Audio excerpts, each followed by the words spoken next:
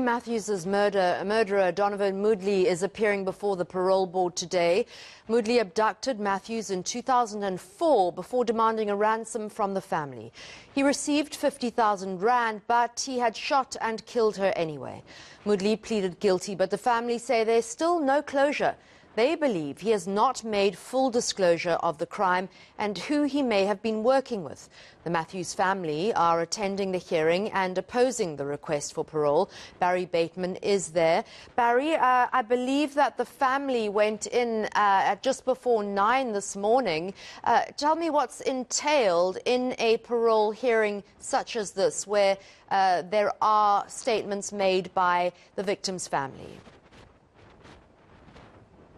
Yeah, good morning, Annika. Well, you're quite right. So there will be a parole board. There are several people sitting on the board, and their purpose is to listen to submissions made by interested and affected parties. In this case, it would be Leigh Matthews' parents. And they would then also accept submissions from the convicted person, Donovan Moodley, on why it is in the interest that they be granted parole. Now, there are certain requirements for you to be granted parole. You'd have to have shown that you're a good prisoner over the period, you were well behaved and so on, model prisoner. But that element that is perhaps most important, you need to show remorse. You need to show that you have accepted that you have committed this crime that has wronged people, and that you are sorry for it, and that the time that you have served is adequate punishment. And you have certainly, the other aspect is that you have reformed as an individual. So these are the submissions that are going to be made probably from Moodley. But the other side, the Matthews side, they're going to argue quite the opposite, that the man has certainly not shown remorse,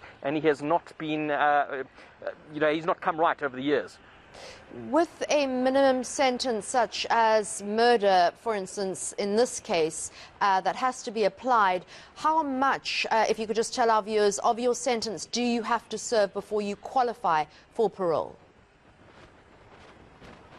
My understanding on a sentence of this nature, it would be 2/3. In this case, with Donovan Moodley, he's already served about 15 years. So in terms of the requirements for an inmate to be qualified for parole, that's the other point to make. It doesn't mean that you automatically get it. You have a hearing like this. You qualify for such a hearing would be after that period has been served. In this case, 15 years for Donovan Moodley.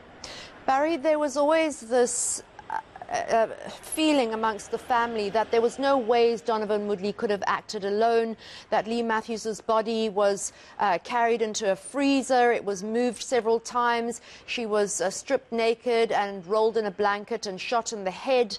But what if there was no accomplices and nothing of their request or their plea from him actually comes forth today? Because I know you cover courts, so you would know that often families try to make a meaning of a pretty meaningless crime.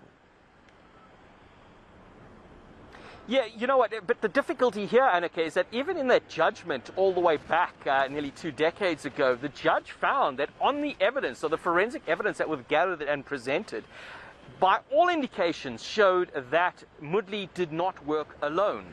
And then through his period of incarceration, I mean, there's been numerous attempts that he's tried to get out.